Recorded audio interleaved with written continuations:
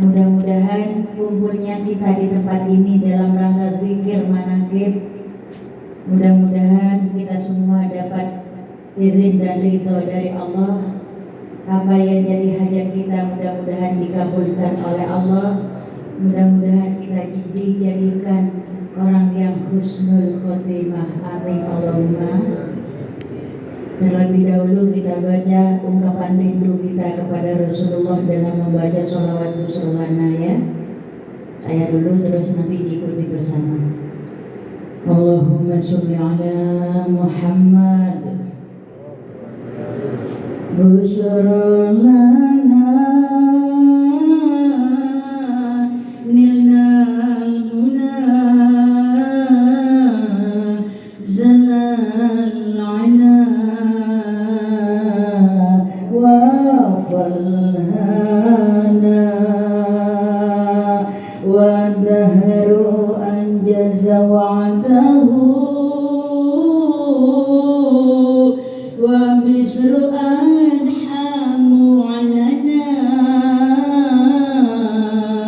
busra lana nilnal muna zalal ana wa falhana. Mari bersama. Busra lana nilnal muna zalal ana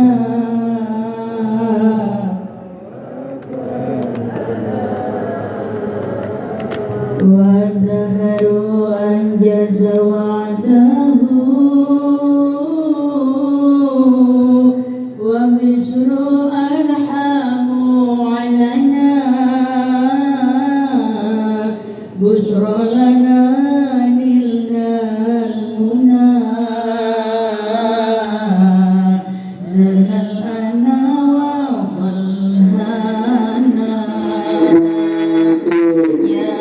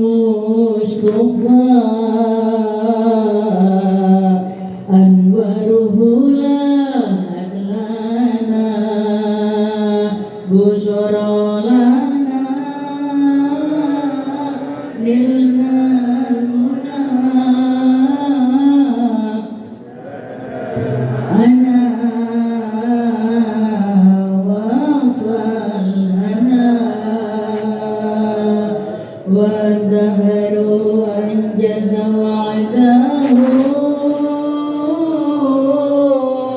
wa bisru adhamu lana busra lana nilnal muna zalal ana wa falhana ya Thaibatu madza naqul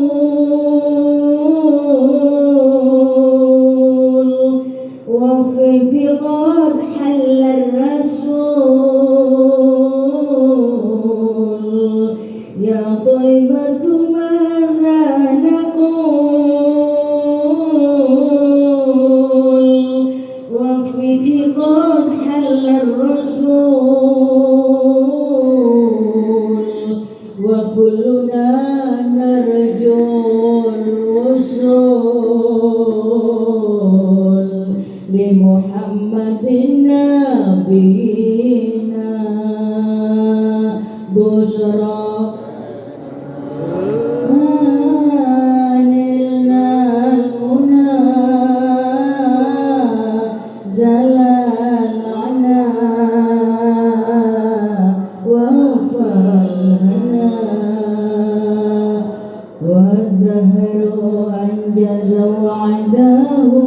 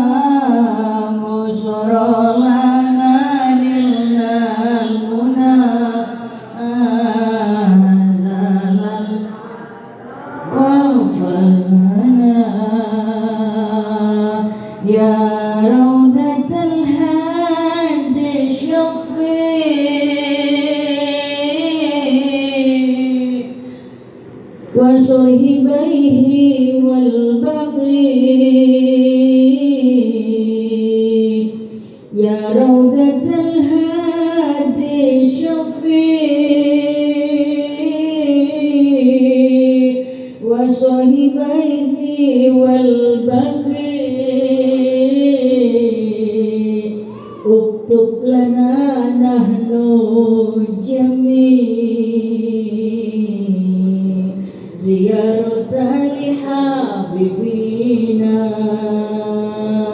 بشرى لنا نلنا المنى زلالنا وفرحنا ودهر أنجز وعده والبشر ألحم علينا بشرى لنا نلنا المنى زل الأنا وفلهانا صلي وسلم يا سلام على النبي محي الظلام صلي وسلم يا سلام على النبي محي الظلام وآله وصحبه الكرام ما أنسدت بشرى لنا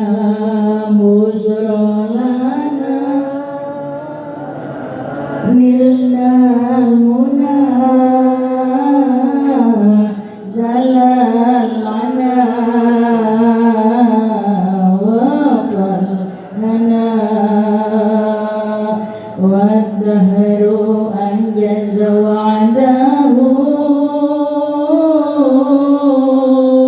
والبشر ألحم لنا بشرى لنا نلنا المنى زل الأنا وفرحنا اللهم صل على Muhammad. Mudah-mudahan sholawat lantunan kerinduan kita sampai kepada Rasulullah dan semoga kita semua dapat syafaat. Amin Allahumma. Para ibu-ibu semuanya yang dimuliakan oleh Allah, kita sebagai manusia hidup di dunia itu sebentar. Tidak terasa sekarang, kemarin masih usianya muda, wajahnya masih indah, matanya bagaikan bintang kejora, bibir bak delima merekah. Sekarang sudah usia memasuki, misalkan ada yang 30 tahun, 40 tahun, 50 tahun, 60 tahun, 62 tahun umur dari baginda Nabi. Kalau kita usia sudah melewati 62 tahun, itu kita sudah dapat bonus, dapat free usia dari Allah. Alhamdulillah. Ayo jangan kita sia-siakan. Saya mau kenalan dulu, nama saya Elmi Mufidah Muzaki, putri nomor 2 dari Kiai Haji Ahmad Muzaki, Pondok Pesantren Al-Qadiri Jember.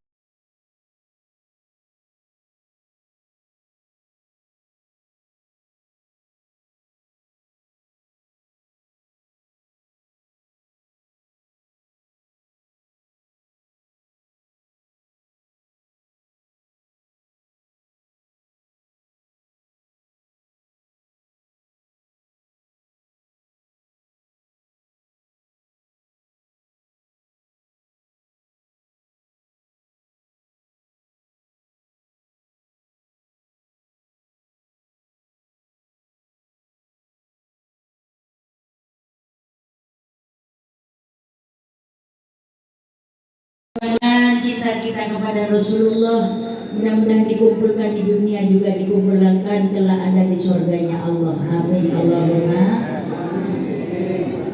Jadi manusia itu, apalagi jadi perempuan, dan jadi perempuan itu takdirnya sempit rasanya, dibuat sempit-sempit, dibuat luas luas. Perempuan itu haknya bisanya cuma nerima. Tapi dengan adanya Rasulullah, perempuan itu diangkat derajatnya. Yang asalnya kalau head ditaruh di hutan. Tapi begitu ada Rasulullah lahir, diangkat setara. Wanita dengan laki-laki sepanjang tidak menyalahi kodrat. Betul apa tidak? Nah itu kunci jika ingin menjadi istri solihah harus mempunyai 4 ta. 4 ta kunci untuk menjadi wanita solihah. 1, tayakun. Kalau ingin jadi wanita solihah, karena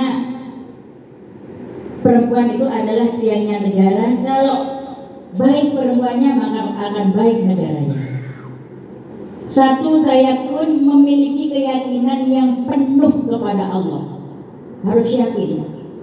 Perempuan kita kuncinya harus yakin kepada Allah. Kita yakin semuanya ada yang mengatur, semuanya ada yang mengendalikan.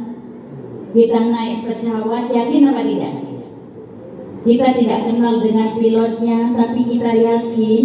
Kita mau berangkat umroh, kita tidak kenal dengan pilotnya, aku yakin pasti sampai. Betul apa tidak? Nah, harus yakin kepada rohnya, kepada Allah. Yang nomor 2, ta'allum. Apa ta'allum? Memiliki wawasan yang luas. Jadi jangan sempit jadi perempuan, harus luas. Banyak jalan untuk perempuan. Harus luas wawasannya, bagaimana ini untuk membantu suami, bagaimana agar anak bisa begini, bagaimana masa depan, bagaimana harus aku bersikap kepada orang tua dan mertua. Harus wawasannya luas, jangan terlalu sempit. Kalau sempit kita akan mudah putus asa. Kata yang nomor 3 adalah takhalluk, memiliki attitude. Apa kalau orang Cina? Attitude yang baik, ya, bersikap yang baik. Yang nomor 4, tahafud, mampu menjaga dirinya dari hal-hal yang dibenci oleh Allah. Itu syarat menjadi wanita solihah. Syarat untuk menjadi istri solihah beda lagi. Tadi istri wanita yang solihah, ini istri yang solihah. Syarat untuk menjadi istri yang solihah harus mempunyai 4 mim. 1, mahabbah. Dalam kurung mahabbah, cinta terhadap suaminya. Nah, kalau tidak cinta kepada suaminya, gimana mau menjalankan rumah tangga? Kita harus punya cinta kepada suami. Nomor 1. Dan siapapun orangnya, kalau sudah kita akad nikah, tampan ke, jelek ke, karena itu suami saya tinggi ke, pendek ke, nah, itu harus kita cintai. Yang nomor 2, maharoh, memiliki skill. Istri itu harus memiliki skill. Punya apa skill itu? Kemahiran. Ada di bidang, contoh ini Kak Yen ini, Masya Allah, dalam bidang kemahirannya banyak. Terserah mau masakkah, jahitkah, apa saja punya skill. Yang nomor 3, murunah, fleksibel, bisa menyesuaikan keadaan, fleksibel, lentur. Masya Allah, kalau tidak salah Bapak Ustaz Haji Muhammad di situ dulu, termasuk Ustaz Arto pernah melihat di sana, termasuk Ibu Umi juga, alhamdulillah bisa jumpa di tempat ini, dan kita semuanya pecinta. Semuanya nggak sama. Jadi harus menjalani, harus mempunyai kesabaran. Yang nomor 4, yang kunci untuk menjadi ibu yang solihah, tadi wanita solihah, istri solihah, sekarang jadi ibu yang solihah harus punya 4 hak. 1, hub, mampu menghadirkan cinta dan sayang terhadap anak-anak dan keluarganya. Itu nomor satu. Kita harus punya cinta kepada anak, sayang kepada anak, harus adil kepada anak, jangan timbang sebelah. Apalagi anak kita sudah sukses, yang kaya kita sayang, yang miskin kita tidak peduli. Harus mampu menghadirkan rasa cinta dan sayang kepada anak-anaknya. Yang nomor dua, khudur, memiliki waktu untuk keluarga. Sesibuk apapun kita sebagai wanita harus punya waktu untuk anak-anak kita. Karena anak-anak kita butuh kedekatan seorang ibu. Ibu adalah madrasah pertama bagi rumah tangga, bagi anaknya. Yang nomor tiga, hazam, disiplin dalam mendidik anak. Disiplin. Kadang kita sayang kepada anak. Contoh, kita sayang kepada anak, tapi karena saking sayangnya anak itu memegang api dibiarkan. Nah, itu bukan sayang. Contoh misalkan, agar anaknya tidak nangis, anak itu pegang api karena ada cahaya, dikira indah, dikira bagus, dipegang yang namanya api. Jangan dibiarkan, harus kita larang. Biar anak nangis, harus kita larang. Harus didisiplin dalam hal sholat. Umur 7 tahun harus sudah wajib sholat, diajari.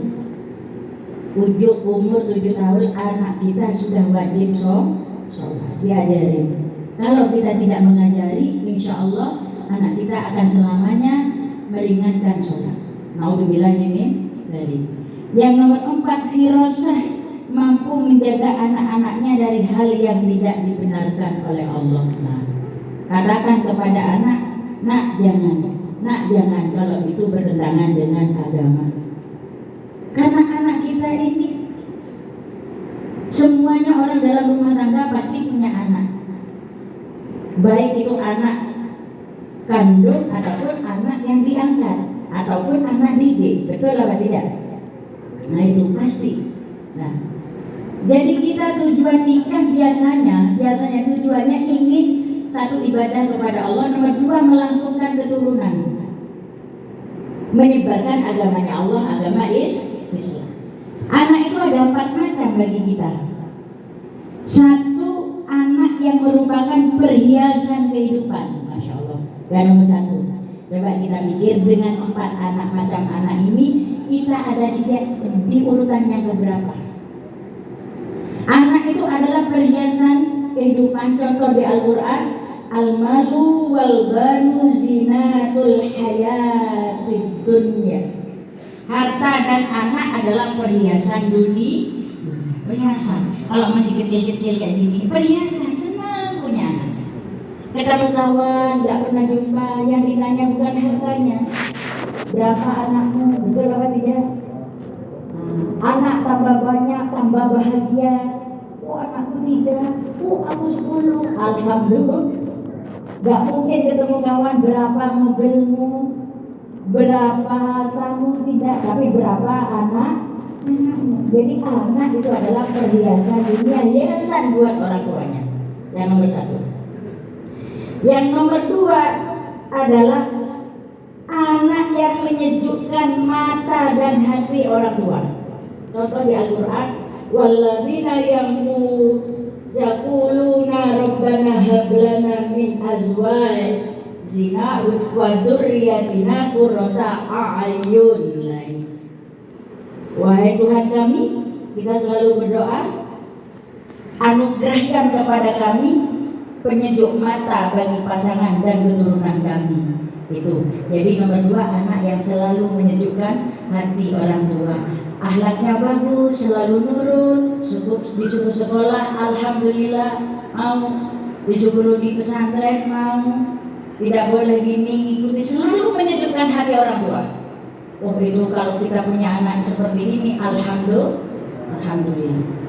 Yang ketiga, tipe anak yang kata Allah, dawuhnya Allah, innama amwalukum wa auladukum fitnah. Ini tipe yang ketiga. Sesungguhnya anakmu, hartamu adalah ujian. Masya Allah. Nah ini kategori anak yang nomor 3 adalah dalam posisi anak itu ujian. Jangan dimarahi. Kalau ada anak yang selalu menyusahkan kita, kok tidak mati dulu kamu nak? Jangan. Adanya kita diuji lewat anak itu gambaran kita. Dulu bagaimana kita bersikap kepada orang tua kita, betul apa tidak? Nah itu. Kalau ada anak yang selalu menyusahkan orang tua, Masya Allah, menguji hati kita, menguji kesabaran kita. Karena Allah itu cemburu kepada kita. Orang kalau tidak diuji, lupa berdoa kepada Allah. Coba ibu-ibu, kalau pas punya ujian, habis sholat, berzikir, Allahumma antas salam wa minkas salam. Karena kita punya ujian. Nah, tapi kalau sudah ujiannya selesai, bukan Allahumma antas salam, Assalamualaikum warahmatullah, langsung mukenahnya dilipat, Allahumma lantas jalan. Nah, betul apa tidak? Lupa yang mau doa kepada Allah. Itu.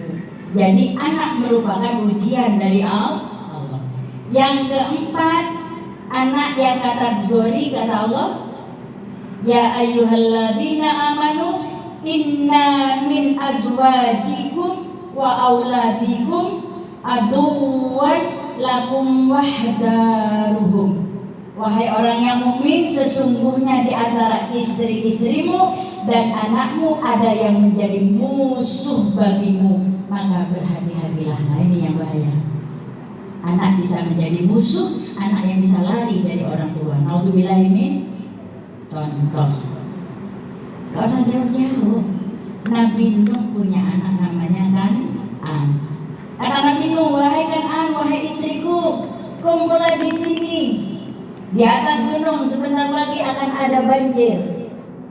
Kan'an tidak mau. Tidak, Abah, biarkan saya di sini. Saya di sini aja. Gak mau. Gak ikut. Disuruh naik ke perahu sini. Kan'an masuklah di perahu. Ntar lagi ada banjir. Tidak, Abah, saya gak mau masuk ke perahu. Biar saya akan naik ke gunung dengan ibu. Oh ini nabinya Allah. Naiklah ke gunung yang namanya anak Kan'an, tapi namanya air melibas gunung itu. Nah itu. Jadi anak bisa jadi ada anak yang lari membangkang kepada orang tua. Mudah-mudahan anak kita dijadikan anak yang soleh solihah. Amin Allahumma. Gak ada orang yang lepas dari ujian. Allah dawuh firman Allah, laqad khalaqnal insana fi kabad. Jelas ini sudah. Sesungguhnya aku ciptakan manusia dalam keadaan gelisah. Manusia tak pernah tenang. Tenang sebentar, akan bening lagi, akan ada masalah, akan galau. Tujuannya Allah kangen, Allah rindu, ingin tahu tangis kita bagaimana. Ingin tahu tangis kita bagaimana, katanya Allah. Nah itu. Ujiannya macam-macam ibu. Ada yang diuji lewat ekonomi. Ada yang diuji ekonomi, yang mau dimakan susah, hutang banyak, tapi suami tentram sama istri sayang, nggak pernah tengkar, diuji cuma lewat ekonomi. Istiqomah zikir bersama, ikut manaqib tiap malam, Robbi ini maghlubun fantasir Gusti, sesungguhnya kami gelap ya Allah, fantasir tolonglah kami ya Allah, angkatlah rezeki kami. Nah, karena sering berdoa seperti itu, diangkat oleh Allah, doanya dikabulkan. Alhamdulillah, tenang sebentar. Yang asalnya istiqomah manaqiban, setelah itu pas karena lancar tidak manaqiban, tidak istighosah, tidak dzikir, tidak manaqiban. Kata Allah, dulu kamu masih diuji istiqomah dzikir, sekarang kok lupa. Tar aku uji lagi kamu, kata Allah. Uji lagi malaikat. Apa ya Allah? Cari yang paling tidak kuat. Dulu lewat apa? Lewat ekonomi. Sekarang cari. Lihat, oh ini sangat cinta pada suami. Diujilah lewat suami. Suami yang asalnya sayang, tahu-tahu tergila-gila kepada orang lain. Naudzubillah ini lebih sakit lagi. Kan Kadang suami tidak nikah lagi, istri Masya Allah selingkuh. Apa namanya? Curang. Suami kerja, di kata orang Indonesia, suami kerja di belakang buka jendela. Itu kalau Indonesia bilang. Kadang kalau tidak boleh, kita kasih pengertian kepada anak-anak, tidak boleh perempuan itu nikah lebih dari 2, dosa betul. Jangankan nikah lebih dari 2, punya suami tapi chatting mesra dengan laki-laki lain, betul-betul dosa. Kadang-kadang kita tidak sadar selfie, tangannya gini, lidahnya keluar, Masya Allah, kayak apa? Dikirim kepada orang lain, memang gak ada yang tahu, tapi dia suka-sukaan sama orang lagi dikirim. Ini sama dengan zina mata. Zina mata. Nah, diuji kadang lewat itu. Tidak ada ceritanya istri orang perempuan kawin 2, dosa. Tapi kalau laki-laki mau kawin 1, 2, 3, 4 gak apa-apa, asalkan adil. Kalau ibu-ibu antum semua ini ridho suaminya kawin lagi, besok akan jadi ratunya bidadari sebanyak 41 di surga. Mau apa tidak, Bu? Mau jadi ratunya bidadari? Kalau saya nggak mau, Bu. Terus terang, Abu ya, di Haji Ahmad Muzak Kisah punya putra yang namanya adik saya. Adik saya Rafadil itu istrinya berapa? 3 istrinya. Katanya, Bu, ini enak masuk surga dulu, ini nanti langsung wis enak katanya. Saya bilang, pintunya surga banyak. Ada yang lewat ridho suami, ada yang lewat ridhonya orang tua, ada yang lewat sholat, lewat puasa, banyak macam surganya, pintu surganya Allah. Mudah-mudahan kita dimasukkan lewat surga, lewat pintu mana yang Allah ridhoi. Amin Allahumma. Tidak diuji lewat istri, diuji lewat anak. Betul apa tidak? Anak selalu bikin pening kepala. Masya Allah, pusing mikir satunya masalah belum selesai, dan masalah lagi. Satunya belum selesai, itu cuma agak ringan, ditumpuk anak satunya.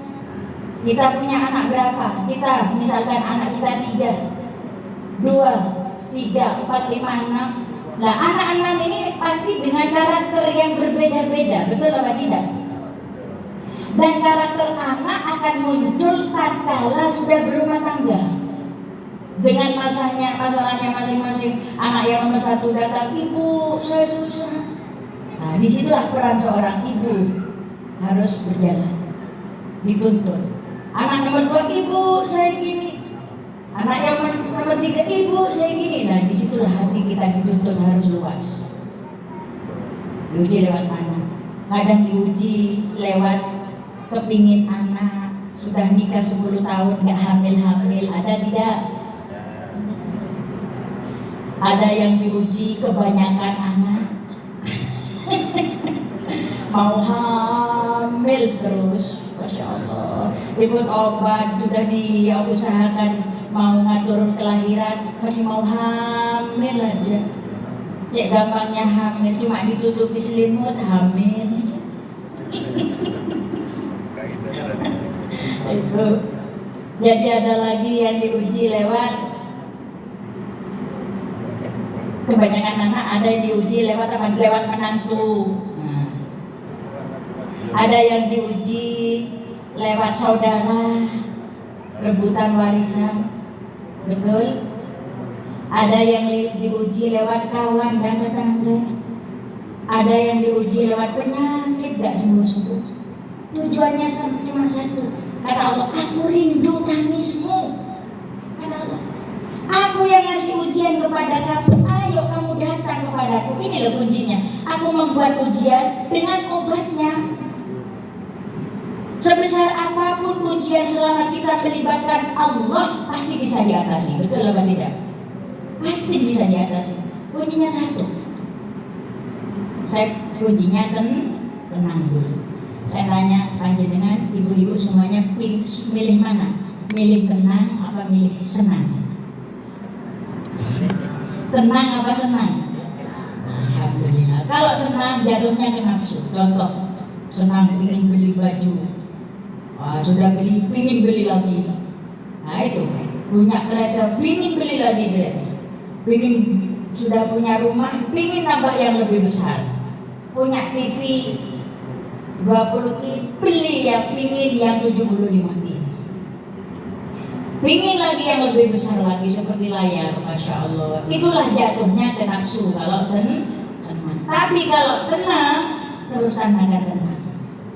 Nah, masalah sebesar apapun kalau kita tenang, tenang dulu pokoknya. Usahakan hati tenang. Kalau kita tenang, separuh masalah kehidupan sudah bisa kita atasi. Alhamdulillah. Caranya bagaimana? Satu, ayo jangan isi, nomor satu, jangan isi hati kita dengan perkara yang kecil-kecil, biar hati kita tidak kecil. Contoh, aku pingin mobil mah kecil. Aku pingin baju, baju tuh kecil. Aku pingin handphone kecil. Jadi remeh-temeh yang dimasukkan ke hati kita akan tambah kecil. Hati itu seperti wadah. Kalau diisi air, jadi wadahnya air, tempatnya air. Kalau diisi beras, jadi isinya beras. Contoh, kalau wadah hati kita kecil, seperti botol, segelas cawan, air suci, didatangi ada cecek, terus ada kotorannya cicak, najis apa tidak? Mau dibuat minum jijik apa tidak? Jijik. Begitu juga hati kita kalau kecil, mudah terkontaminasi. Ada orang bilang gini sakit hati, ada bilang gini sakit hati, ada orang beli mobil, aduh sakit hati, ada orang pergi umroh, ya Allah, di belakang sudah pingsan. Nah itu akan timbul iri di hati. Jangan masukkan yang kecil-kecil. Tambah besar wadah itu, misalkan 2 kulah. 2 kulah itu sekitar bisa kalau dibulatkan 300 liter. Sebenarnya nggak sampai 286 insya Allah kalau nggak salah. Saya bulatkan 300. Itu kalau buat wudhu dini nggak apa-apa. Walaupun ininya airnya jatuh. Itu kalau di Indonesia ada bak itu besar. Nah, apa namanya yang bak itu? Kolah, ya. Kalau sampai 2 kulah itu batasnya 2 kulah bisa untuk wudhu begini. 2 air 2 kulah. Ada kotoran yang cicak di dalam. Itu nggak najis. Karena 2 kul tambah banyak air, tambah tidak najis, hati kita tambah luas, tambah kuat. Nah, apalagi sekolah besar, walaupun kita mandi dengan kencing, kencing di dalamnya dan airnya mengalir, ada yang baru, ada yang kotor keluar, itu tidak najis. Apalagi samudera, ya Allah, di dalam laut bangkainya ikan, bangkainya semuanya ada, tetap tidak najis. Begitu juga dengan hati kita. Kalau hati kita luas, tidak mudah ngefek terkontaminasi. Caranya bagaimana? Jangan isi dengan yang kecil-kecil, tapi isilah yang besar. Apa yang besar? Isilah dengan Allah. Kalau mengisi Allah dimasukkan ke hati kita, oh, aku ada Allah. Allah kuasa. Nah, kalau sudah diisi dengan Allah, selalu zikir hati kita, apalagi diikuti dengan zikir nafas, insya Allah hati kita akan kuat, akan tawakal, akan selalu qanaah kepada Allah.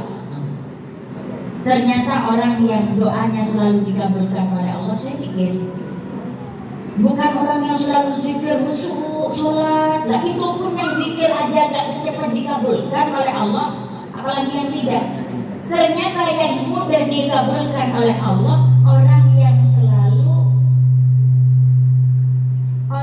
selalu qanaah, bersyukur, nerima apa yang datangnya dari Allah buat kita. Sedikit alhamdulillah, banyak alhamdulillah. Kalau kita kita selalu bersyukur, alhamdulillah rezeki saya ini sehari ini seperti ini, selalu bersyukur sampai ke hati. Nah, hati kita yang selalu bersyukur itu akan mengirim signal frekuensi kepada semesta, dan semesta akan menjawabnya. La in syakartum la azidannakum wa la in kafartum inna adzabi lasyadid. Kalau kamu bersyukur akan nikmatku, kutambahkan kata Allah. Tapi kalau kamu kufur, maka tunggulah adab. Makanya kalau ada ujian, anggaplah ujian itu adalah surat cinta yang datangnya dari Allah. Surat cinta yang tidak enak, oh ini ujian, alhamdulillah Allah ingat kepada saya. Ibu, selama 40 hari kalau kita tidak diuji dengan kesusahan, baik hati ataupun penyakit, sakit, 40 hari dikasih enak terus sama Allah, jangan harap baunya surga sampai kepada kita. Jadi kalau kita masih diuji oleh Allah, alhamdulillah, Allah ingat kepada kita. Ada walinya Allah sampai, aku kok gak diuji sama Allah ya, Allah kok gak ingat kepada saya. Tapi kita jangan doa seperti itu. Kalau kita doa seperti itu nanti diuji kita gak kuat, jangan. Jadi kita harus bersyukur, alhamdulillah. Orang yang sering kabul hajat, orang yang selalu bersyukur kepada Allah, bukan orang yang selalu mengupit-ngupit kepada Allah. Ya Allah, aku kok tidak dikasih. Ya Allah, kok susah sekali cari rezeki. Ya Allah, aku gak kabul-kabul. Bukan kayak gitu. Tapi kita harus yakin, ya Allah, aku yakin. Aku yakin Allah kuasa. Aku yakin Allah akan mengabulkan. Insya Allah kalau kita seperti ini akan dikabulkan oleh Allah. Amin Allahumma. Jadi nanti kalau doa i'anatul ikhwan ini, manakib ini yang dibaca kitab i'anatul ikhwan karangan Abu Yazid. Jantungnya di mana? Jantungnya di Muraqabah. Jantungnya di Muraqabah. Kita lagi. Terima kasih. Jantungnya di Muraqabah. Yang mana? Ini Muraqabahnya. Bi barakati. Dibaca ya di sini ya. Wa karamati sultani auliya Syekh Abdul Qadir Jailani radhiyallahu anhu. Bisafa'atin nabina Muhammadin sallallahu alaihi wasallam biidznillah. Caranya Muraqabah saya prakteknya di biidznillah. Tata nafas kita. Waridullah, lepaskan semua masalah. Anak, beban kita lepaskan. Waridullah ya Allah, naiklah kita ke atas. Rohani kita ajak ke atas. Ya Allah, ya Allah, ya Allah. Diam di atas. Di mana alasnya? Di mana kita sudah bisa melepaskan beban kita? Di mana kita diam di tengah padang Sahara, tidak ada orang sama sekali di sekitar kita, cuma yang ada kita sama Allah. Kita kecil, yang besar Allah.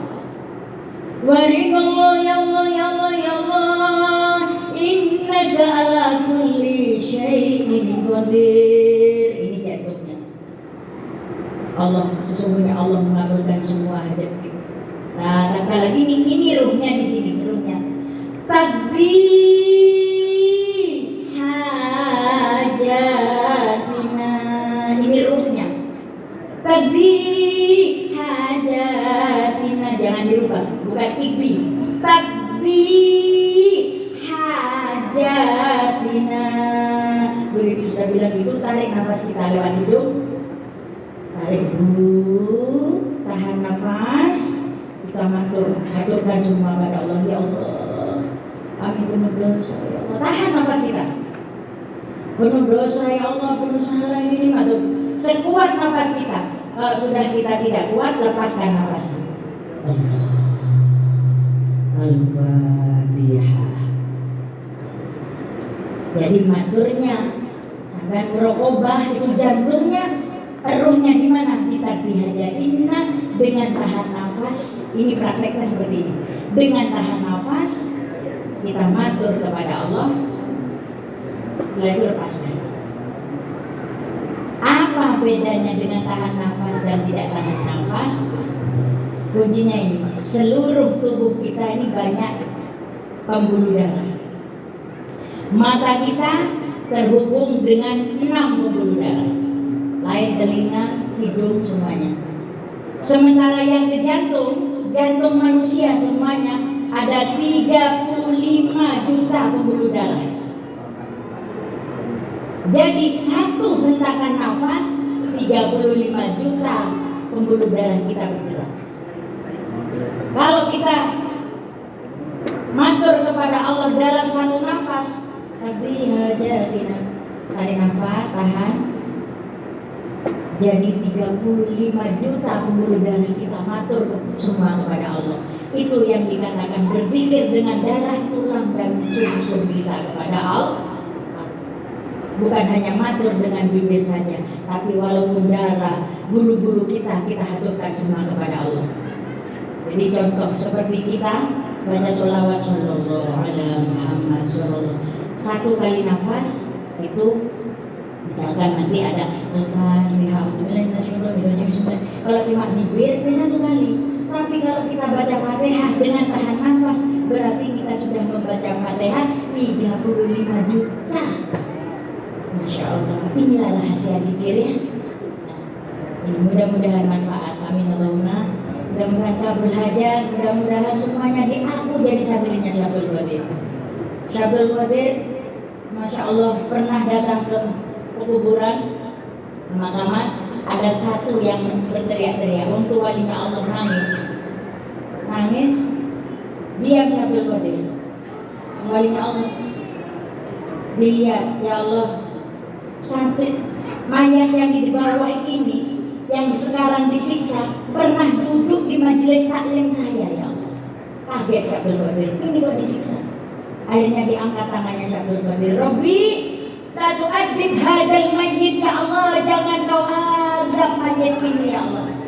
Langsung mayit yang disiksa di dalam kubur diberhentikan oleh Allah. Kenapa? Karena cukup satu kali duduk saja. Apalagi kayak kita dengan istiqomah tiap minggu, tiap bulan zikir manaqib di majelisnya Syabdul Qadir, pasti diaku jadi santrinya Syabdul Qadir. Amin Allahumma.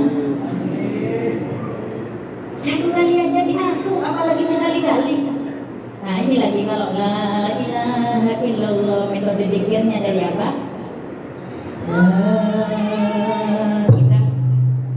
Kita bawa rohani kita, supaya kita ke atas, mana ke atas, ke aras, ke kanan. Kanan adalah tempat jalan yang bagus, jalan surganya Allah. La ilaha illallah, gitu. La ke atas, ila kanan, ilham pada hati, Allah, hidupkan Allah di jantung kita. Jadi bukan la ilaha illallah, la ilaha illallah cuma bibir itu. La ilaha illallah, apalagi perempuan kan tuh. La ilaha illallah. Coba kalau ingin nggak ngantuk. La ilaha illallah, la ilaha illallah, la ilaha illallah. Hantamkan ini. Hati yang jelek mudah-mudahan dilembutkan oleh Allah, dibersihkan oleh Allah. Amin Allahumma. Jadi berubah mulai nanti la ilaha illallah. Bayang dengan daya cipta, la itu ke aras, la ilah ke jalan yang bagus, ha illallah, ha illallah. Allahnya di sini. Ha illallah, ha illallah, la ilaha illallah, la ilaha illallah, la ilaha illallah. Apalagi la ilaha illallah. Hantamkan. Jadi seakan-akan dengungan Allah terdengar sampai ke telinga kita sendiri. Mudah-mudahan manfaat, mudah-mudahan apa yang kita istiqomahkan dicatat oleh Allah jadi amal yang soleh-solehah. Amin Allahumma. Dan kita semua mudah-mudahan dikumpulkan bukan hanya di dunia, dikumpulkan juga di surganya Allah. Amin Allahumma. Mudah-mudahan semuanya diaku dan jadi santrinya Syabdul Qadir, juga diaku jadi umatnya Nabi Muhammad, dan Mudah-mudahan dapat barokahnya doa-doa para walinya Allah, termasuk doanya Abu ya Kiai Haji Ahmad Musa Kisah. Amin Allahumma. Abah kalau ngajari tikir seperti itu. Tadi pesan Abah, Abu ya pesan, ini perlu diingat ya. Pesannya ke saya, nak, orang kalau diuji jangan nangis. Gimana nggak mau nangis, mau ujian berat kan ya?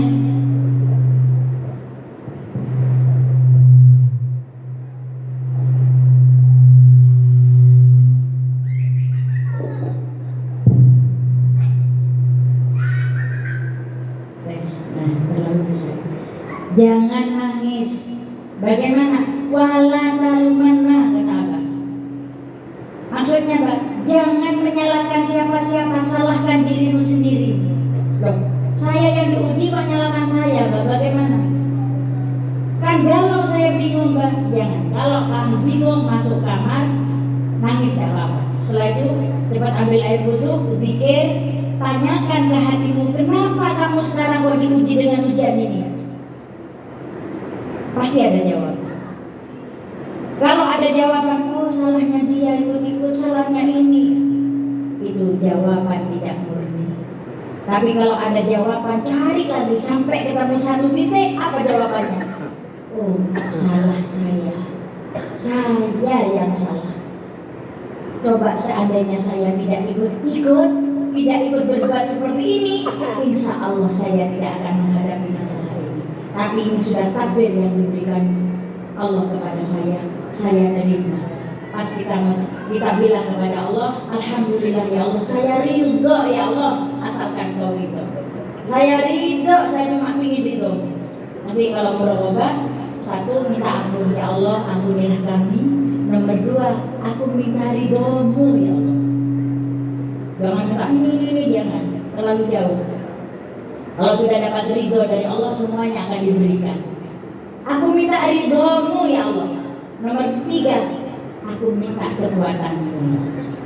Satu, minta ampun. Nomor dua, minta ridhomu. Nomor tiga, minta kekuatan.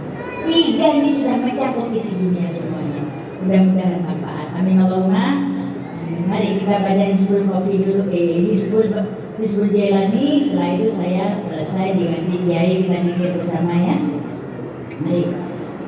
Allahul Kafi, Rabbunal Kafi, Qasadanal Kafi, Wajadanal Kafi, Likulil Kafi, Kafanal Kafi, Wa ni'mal Kafi, Alhamdulillah. Allahul Rabbunal Kafi, Qasadanal Kafi, Wajadanal Kafi, Likulil Kafi, Kafanal Kafi, Wa ni'mal Alhamdulillah. Allahul Kafi, Rabbunal Qasadanal Kafi, Wajadanal Likulil Kafi, Kafanal Kafi, Wa ni'mal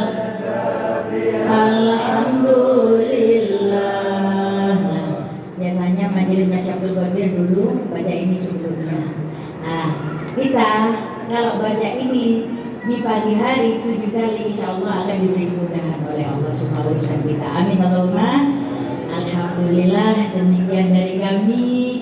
Apabila ada kata-kata yang kurang berkenan, kami mohon maaf yang tiada batasnya. Usikum wa nafsi bitaqwallah. Wassalamualaikum warahmatullahi wabarakatuh.